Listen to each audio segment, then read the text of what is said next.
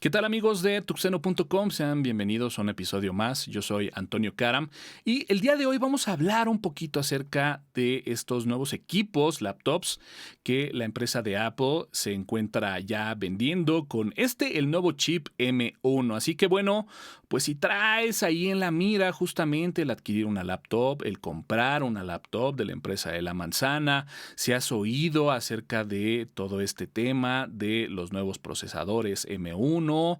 y tienes todavía algunas dudas y pues vaya, te interesa saber algo de la experiencia de alguien que ha trabajado con estos equipos, quédate que el día de hoy te estaremos platicando todo lo referente al M1 en los equipos de Apple.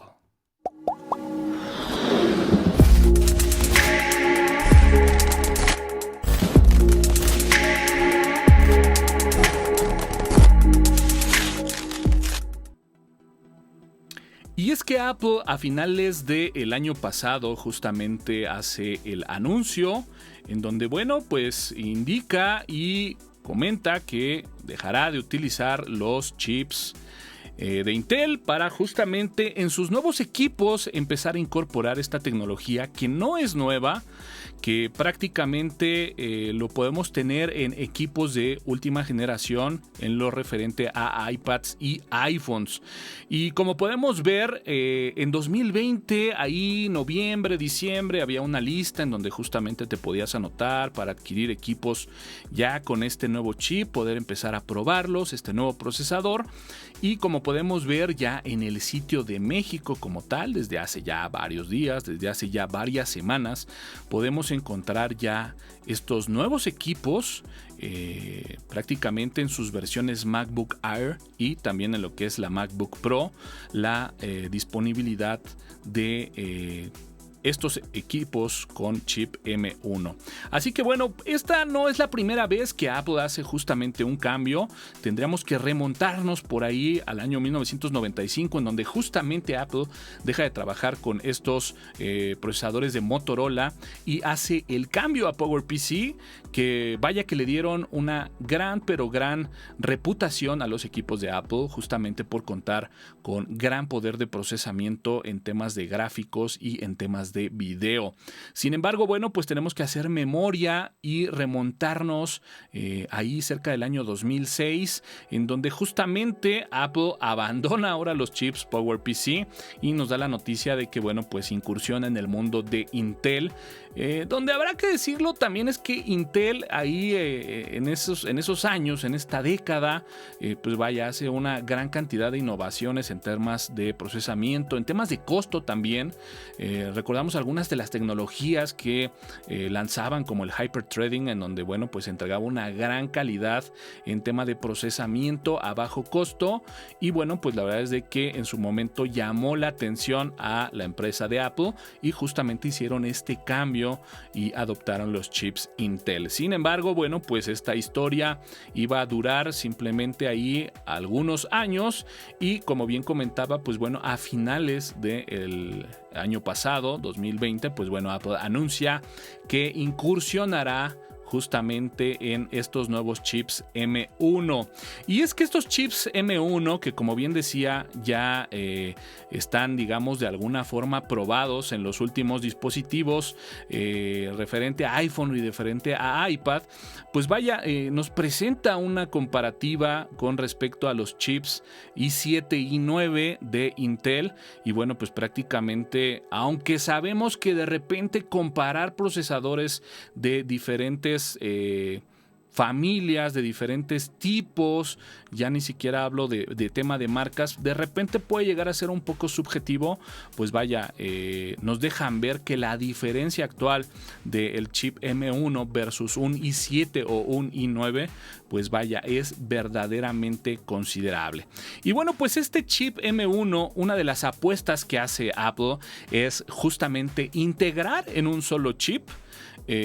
lo que vendrían siendo tres componentes vitales que podemos encontrar hoy en cualquier equipo de cómputo, que es básicamente pues bueno el procesador principal o CPU, la parte de la memoria RAM del equipo y bueno pues tener también este chip de gráficos integrados en un solo chip. Básicamente esa es la apuesta del M1 y bueno pues habría que decir que bueno pues básicamente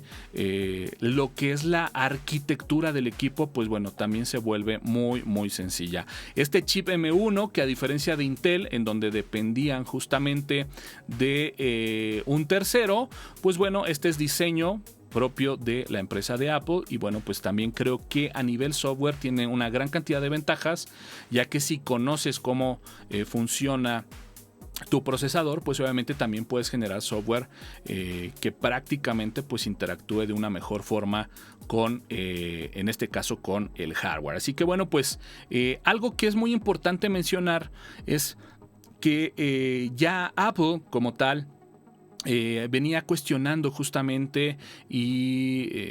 tratando de innovar en temas de sus dispositivos en dos temas básicos que al día de hoy la gente de Intel pues no ha podido resolver, ¿no? Y estamos hablando básicamente del tema de la temperatura o el calor que generan estos procesadores y por el otro lado pues bueno a mayor potencia también mayor consumo de energía. Algo que promete el chip M1 como lo podemos ver en esta gráfica es en modelos MacBook Pro hasta 17 horas de navegación continua a través de Wi-Fi y hasta 20 horas de reproducción de video. Y bueno, pues en modelos MacBook Air, que como sabemos es una gama un poquito más baja que MacBook Pro, hasta 15 horas de navegación inalámbrica con hasta 18 horas de reproducción de video. ¿Les suena familiar estas cifras? Bueno, pues más o menos pudiéramos hacer una analogía de lo que de repente hoy por hoy pudiéramos tener en un dispositivo móvil. Y bueno, pues también podríamos mencionar que una de las principales novedades que podemos encontrar a últimos días es justamente la salida de macOS Big Sur, que justamente viene a ser esta nueva versión de macOS en donde pues se integra con estos nuevos chips M1. Habría que comentar que la gente de Apple pues bueno ya tenía varios años justamente trabajando en esta integración que se frotaba las manos años atrás, que básicamente consistía en poder integrar todo lo que venía siendo ya la plataforma de iOS con su equipo OS X. No sé si recuerden por ahí que justamente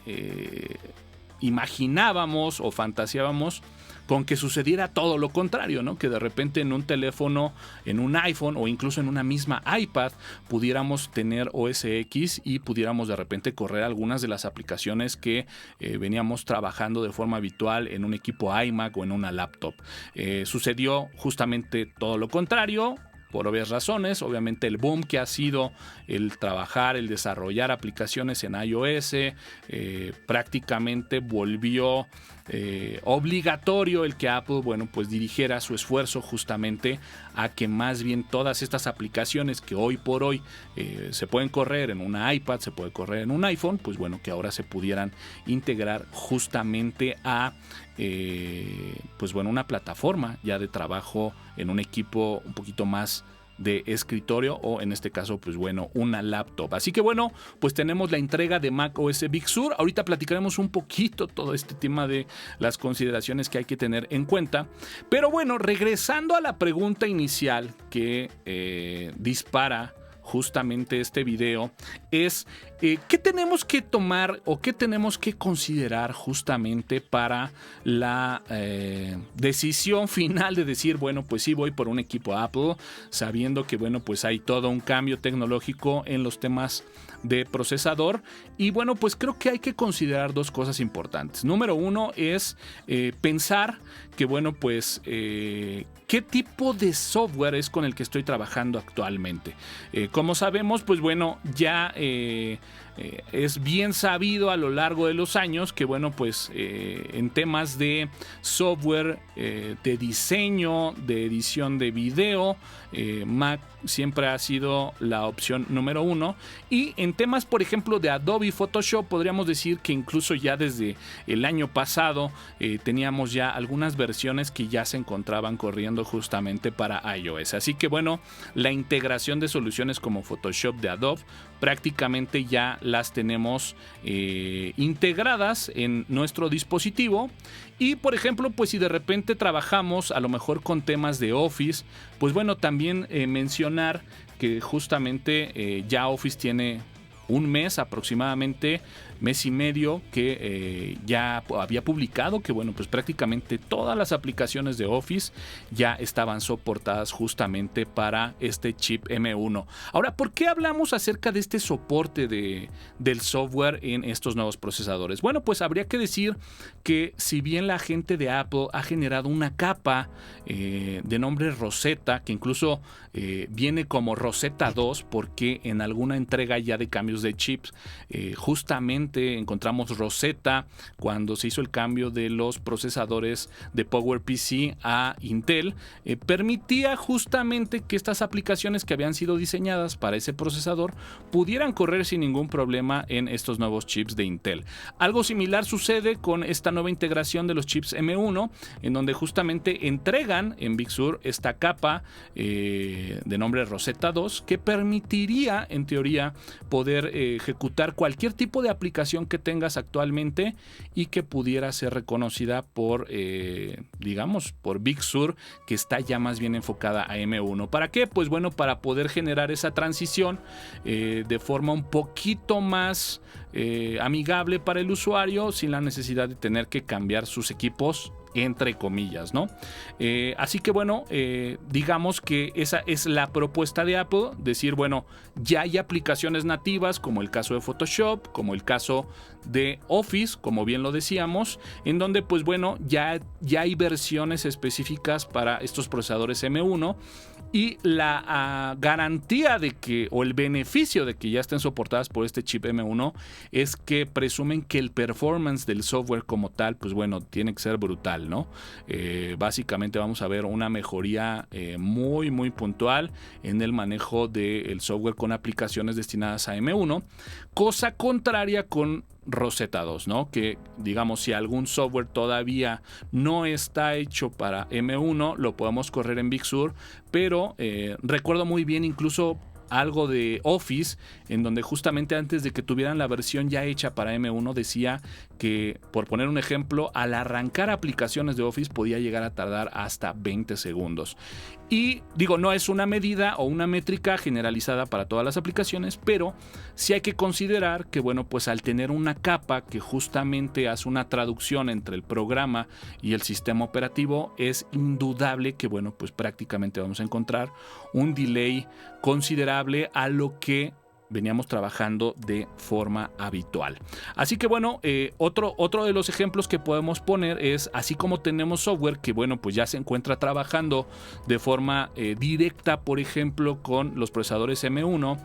algo de software que, por ejemplo, en lo personal yo uso para la parte de audio, que vendrían siendo, por ejemplo, los plugins de Waves. Pues bueno, en el caso de Waves todavía no está trabajando de forma nativa a la fecha del día de la generación del video con prácticamente procesadores M1. Entonces,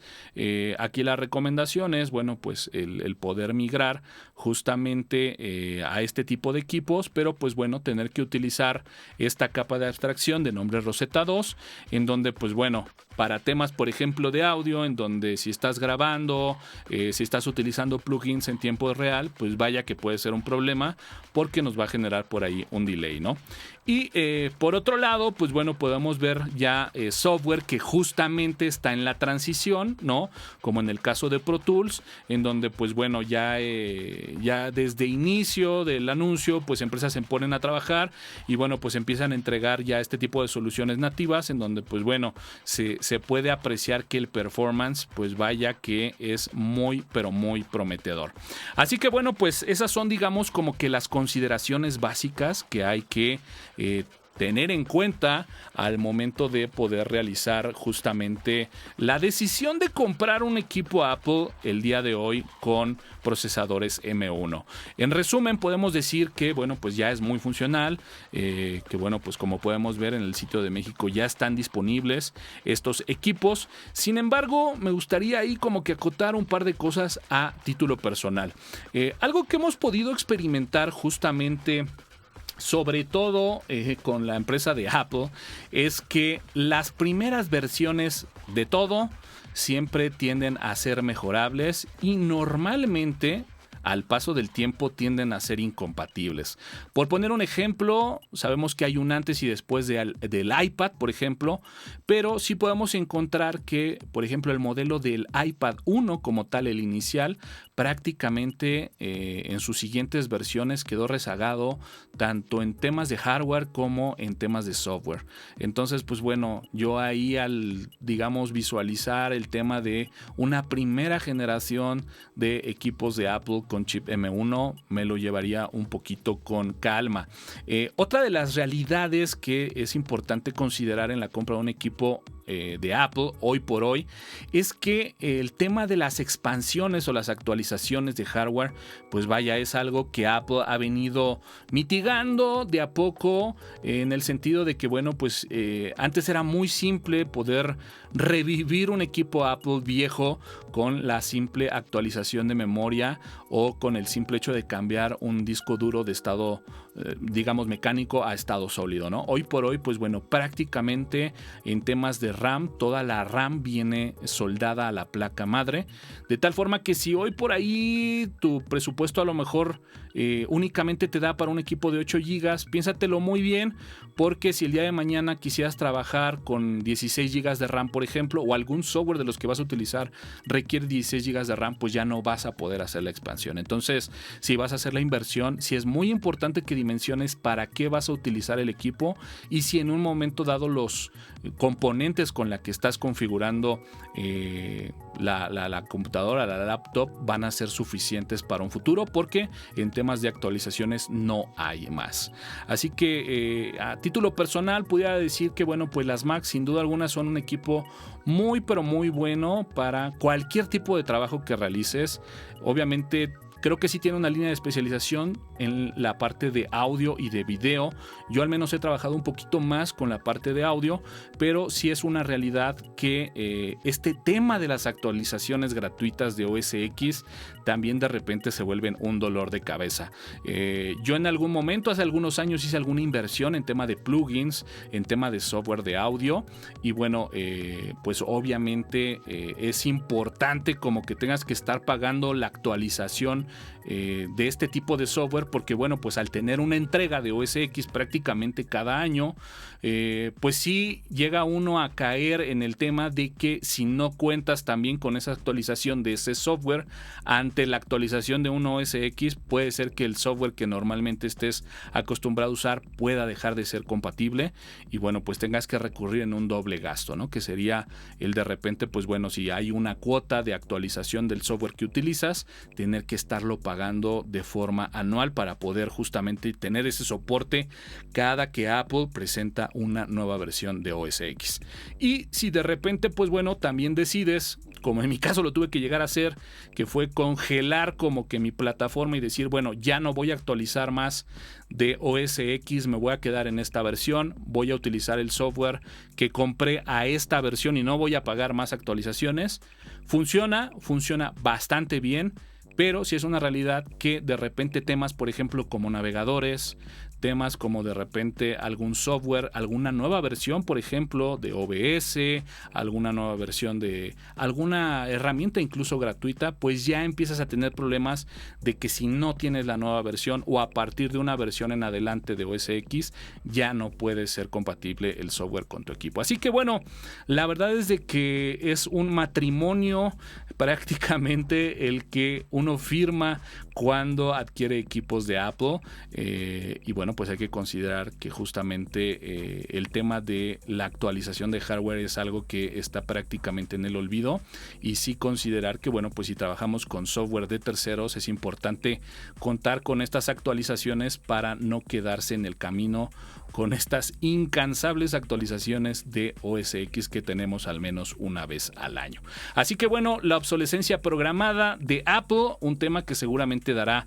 para otro video, pero bueno, espero que con estos conceptos, con esta pequeña charla, haya quedado un poco más claro todo lo referente a estos nuevos procesadores M1 y esta nueva entrega de nuevos equipos de trabajo de Apple. Así que bueno, pues si te gustó este video, compártelo. Ya saben, no olviden suscribirse al canal de YouTube. Recuerden que estamos en esta transición de bueno, pues dejar de lado un poquito la plataforma de Facebook, aunque seguimos publicando ahí los videos, pero bueno, pues eventualmente estaremos única y exclusivamente recargados en la plataforma de YouTube. Así que no olviden suscribirse, activen las notificaciones para que justamente cada que se publique un video puedan recibir la notificación. Y bueno, pues recuerden que prácticamente tenemos hasta 4 videos en la semana a partir de los días martes. Así que bueno, pues sin más, muchísimas gracias por haber visto este video. Yo soy Antonio Karam y bueno, pues sin más, nos escuchamos en la próxima.